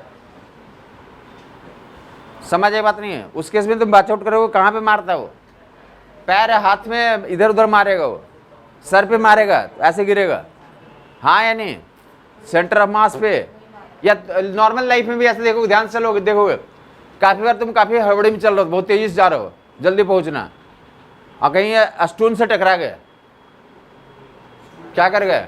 स्टोन, स्टोन जो ग्राउंड पे ऐसे स्टोन, ऐसे बहुत तेजी में जा रहे हो और अचानक रोड पे क्या होगा, तुम्हारा पैर या किसी गड्ढे में तुम्हारा पैर चला गया तो क्या करते हो? उधर में गोल गोल घूमते हुए गिर जाते हो, गोल गोल घूमते हुए क्या करते हो? उधर ही लुढ़क जाते हो। और फिर उठने की जल्दी जल्दी उठ करके देखते हो कोई देखा तो नहीं हमें। यूजुअली ऐसे लोग, जो काफ़ी लोग ऐसे होता है ना कि जो मतलब हाई हील वाले जूते पहनते हैं या सैंडल पहनते हैं, तो उनके साथ ऐसा काफ़ी होता है, काफ़ी बार होता है। हाँ जी, सेंटर ऑफ मास बिगड़ जाता, सुना ही पे इन्होंने सुना। उसमें होता है कि जल्दी जल्दी चलते हुए जा रहे हैं, अचानक ही ठोकर लग गया तो सेंटर ऑफ मास अनबैलेंस हो जाता है। इसी कारण से तो रोटेशन मोशन वो करना शुरू कर देते हैं। वो जो फोर्स होता है सेंटर ऑफ मास पे नहीं लग रहा, वो पैर में लग रहा है ना। सेंटर ऑफ मास पैर में थोड़ी होता है, पैर में सेंटर ऑफ मास। या मैच भी देखते हो तो उसमें दिखाया जाता है कि उसमें क्या दिखाया जाता है कि अगर बैट और बॉल का कांटेक्ट कहाँ से हो गया, सेंटर ऑफ मास से हो गया। बैट और बॉल का सेंटर ऑफ मास से हो गया कांटेक्ट, तो कहाँ जाता है? 6 जाता है। और इधर उधर से लग गया, समझ आई बात नहीं आई? एंगल पे, हाँ ये सेंटर ऑफ मास एक पॉइंट होता है। क्या होता है? सेंटर ऑफ मास एक पॉइंट होता है। फिलहाल ये इन्फॉर्मेशन समझ आ गया होगा। मैं बोलना चाहता हूँ, ये बताना चाह रहे थे किस मोशन के लिए सेंटर ऑफ मास को यूज करते हैं? ट्रांसलेशन मोशन के लिए यूज करते हैं। ध्यान से समझोगे, मिनिमम 1 से 2 बार इतने ही सवाल आए हैं क्वेश्चंस में। काफी बार तुम्हें सेंटर ऑफ मास निकालने के लिए नहीं बोलते हो, क्या बोलते हैं? वो बोलते हैं कि इस सिस्टम में एक पॉइंट बताओ जिस पॉइंट पे हम फोर्स लगाएं और उसमें ट्रांसलेशन हो, रोटेशन ना हो, ओनली ट्रांसलेशन हो, या ऑब्जेक्ट डज नॉट रोटेट। तो क्या निकालने बोल रहे हैं? सेंटर ऑफ मास पॉइंट निकालने के लिए बोल रहे हैं। क्या निकालने के लिए बोल रहे हैं? समझ आई बात नहीं है? सेंटर ऑफ मास का नाम नहीं लेते हैं। या दूसरा ध्यान से सुनोगे, ऐसे स्टोरी भी कहते हैं। जैसे आज बच्चे ने बोला कि आज क्या है, तो चिल्ड्रंस डे है। क्या है? चिल्ड्रंस डे है। तो चिल्ड्रंस डे में तुम भी चिल्ड्रन डे मना रहे हो, सपोज कर ले। तुम काफ़ी पॉपुलर हो अपने, तो जहाँ पे रहते हो वहाँ पे जा रहे हो, तुम क्या करते हो? तुम इधर से पहुँचे, बहुत सारे बच्चे हैं, या एक ही बच्चे की बात करो तुमको, तुम्हारा कोई प्यारा बच्चा है, तुम इधर से तो जैसे जैसे पहुँचते तुम इधर खड़े हो और उधर बच्चा है, उधर सामने बच्चा है। बच्चा दौड़ते हुए तुम्हारे पास आना चाहता है, तुम्हारी गोद में आना चाहता है, हाँ या नहीं? तो तुम इधर से जाते हो और बच्चा उधर से आता है। तुम इधर से जा रहे हो और बच्चा सामने से आ रहा है। क्यों आ रहा है वो? चॉकलेट के लिए। किसके लिए आ रहा है वो? मे बी किसी पार्टिकुलर डे, उसको कहाँ पता है कि तुमने चॉकलेट लेके आए हो? वो क्यों आ रहा है? हाँ, ग्रेविटेशनल फोर्स के कारण आ रहा है। किसके आ रहा है? ग्रेविटेशनल अट्रैक्शन के कारण आ रहा है। समझ आई बात नहीं? ये कॉमन से प्रोसेस है। काफी ना, कभी तुम जंगल में चले गए और वहाँ पे तुम ढूंढते हो कोई दिख जाए, और कोई भी आदमी रहेगा तो उधर आदमी की तरफ जाते हो या दूसरी तरफ जाते हो जहाँ कोई नहीं है? तो क्यों जाते हो उधर? तुम्हारे अंदर और उसके अंदर एक अट्रैक्शन है, ग्रेविटेशनल अट्रैक्शन होता है, जो तुम्हें दिखता नहीं है, विजुअल नहीं है, लेकिन तुम्हारे अंदर से आता है कि चलो उधर हम अपने आप ग्रेविटेशनल अट्रैक्शन पूरा कर लेते, उससे मेरा अट्रैक्शन लग रहा है। समझ आई बात नहीं है?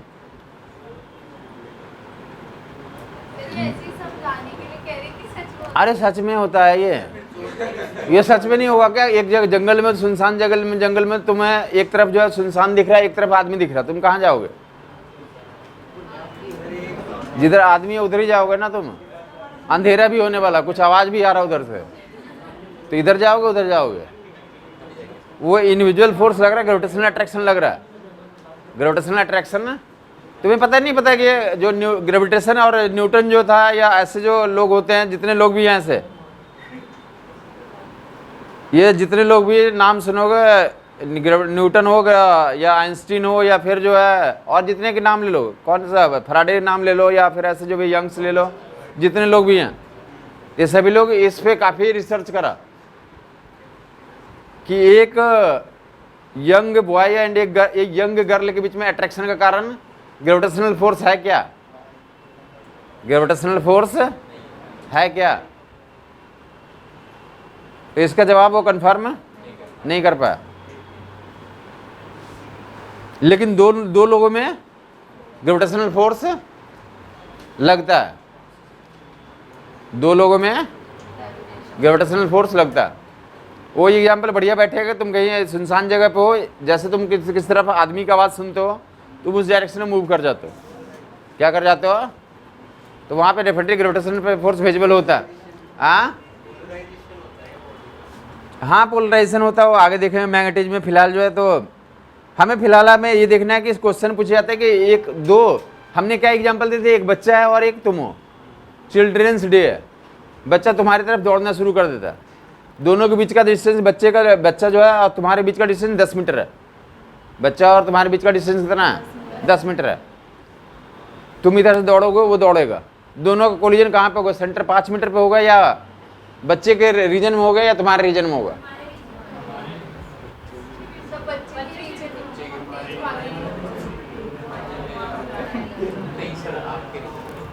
बच्चे के रीजन में होगा या जहां पे होगा उस पॉइंट का नाम क्या होगा? जहां पे कोलिजन होगा उसी पॉइंट का नाम सेंटर ऑफ मास होगा।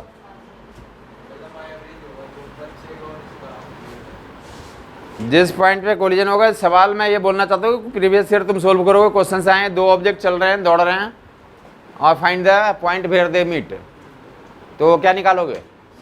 सेंटर ऑफ मास पूछ रहे हैं, वो लिखेंगे नहीं कि सेंटर ऑफ मास बताओ, सेंटर ऑफ मास बताओ तो सब लोग बता ही देगा। फिर एक मास 10 किलो का, दूसरा मास 20 किलो का, दोनों क्या कर रहे हैं? तो एक दूसरे की तरफ तो ग्रेविटेशनल फोर्स के कारण दौड़ रहे हैं, तो find the position where they will collide. तो कौन सा पोजीशन पूछ रहे हैं? Centre of mass position. Centre of mass वो पॉइंट होता है जहाँ पे दोनों ग्रेविटेशनल अट्रैक्शन के कारण कोलाइड करते हैं। सेंटर ऑफ मास वो पॉइंट होता है जहाँ पे तो टोटल मास को रखा हुआ अज्यूम किया जाता है। सेंटर ऑफ मास वो पॉइंट होता है जहाँ पे फोर्स लगाने के बाद सिर्फ और सिर्फ क्या होता है? ट्रांसलेशन होता है, ट्रांसलेशन मोशन होता है, रोटेशनल मोशन। ये सारे पॉइंट पे क्वेश्चन से आपको आए हुए हैं, हाँ या नहीं?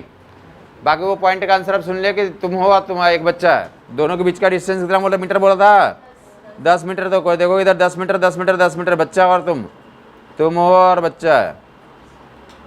अब क्या बताएंगे? 10 मीटर। तो कोलिजन किस रीजन में होगा? बोलो बोलो बोलो।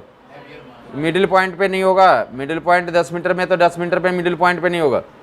Collision will not be in the middle point. Assume क्या किया जाता है? कौन तेज दौड़ेगा? बच्चा तेज दौड़ेगा, तुम स्लो दौड़ोगे। बच्चा तेज, मैंने बच्चा का मतलब ये है कि दौड़ने में एफिशिएंट है, दौड़ने में एफिशिएंट है। समझ आई बात नहीं है? तो 5 मीटर पे कोलिजन नहीं हुआ, ये तेजी से दौड़ के तुम्हारे गोद में आ जाएगा। पता था तुम 2 कदम बढ़ाए, उछल के छलांग मार दिया तुम्हारे ऊपर। समझ आई बात नहीं आई? घोड़ा और हाथी दौड़ रहा, क्या पे कोलिजन होगा? घोड़े की तरफ, हाथी की तरफ?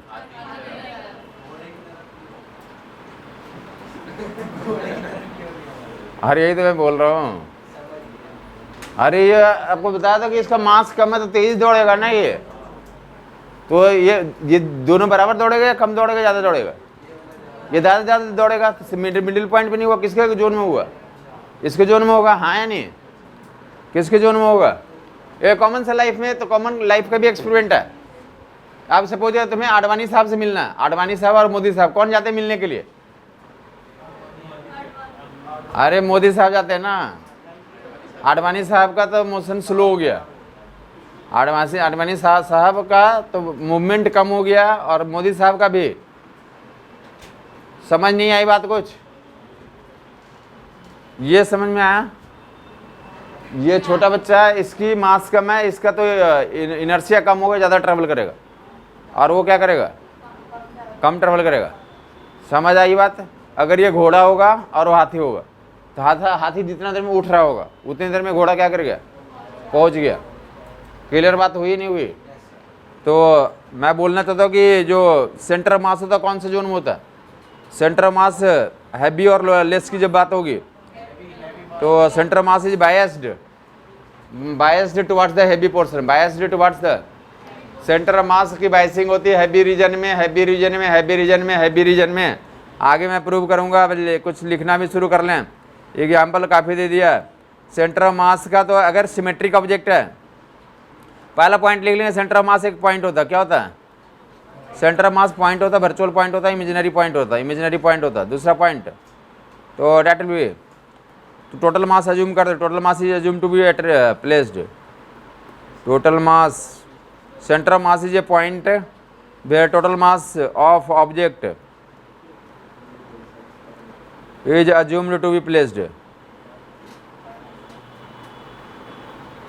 Center of mass is a point where total mass of object is assumed to be placed. और किसके लिए? Discussion of translation motion, discussion of translation motion, discussion of translation motion.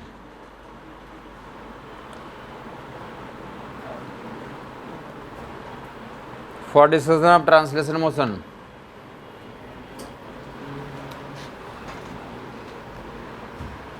Centre mass एक पॉइंट होता है जिस पे total mass को रखा हुआ जूम करते हैं।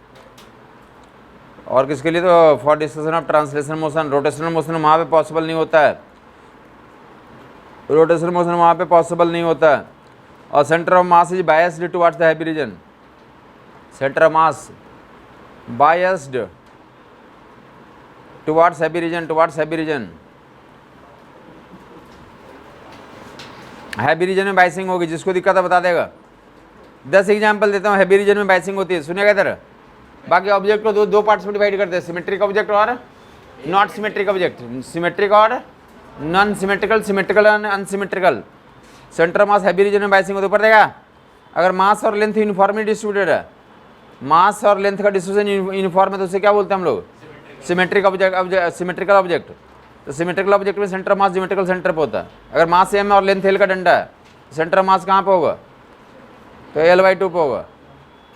मास m, लेंथ l का डंडा, सेंटर मास कहाँ पे होगा? L/2 पे होगा। सिमेट्रिकल ऑब्जेक्ट बोलते हैं यूनिफॉर्म डंडा है। कैसा डंडा है? यूनिफॉर्म डंडा। तो सेंटर मास कहाँ पे होगा? L/2 पे होगा। हाँ या नहीं? बोलो बोलो बोलो। बाकी 10 एग्जाम्पल इस पे देने जा रहा हूँ। सिमेट्रिकल ऑब्जेक्ट में ज्योमेट्रिकल सेंटर पे होता है, सिमेट्रिकल ऑब्जेक्ट में सेंटर मास कहाँ पे होता है? ज्योमेट्रिकल सेंटर पे। और अनसिमेट्रिकल ऑब्जेक्ट में तो centre of mass heavy region में बायस हो जाएगा। हैवी रीजन में बायस होने का मतलब क्या हुआ? उधर शिफ्ट हो जाएगा, हैवी रीजन में शिफ्ट कर जाएगा, हैवी रीजन में शिफ्ट हो जाएगा। बहुत सारे एग्जाम्पल दे रहा हूँ। हैवी रीजन में सेंटर ऑफ मास हो जाए, शिफ्ट हो जाए। पहला तो तुम अपना ही एग्जाम्पल ले लो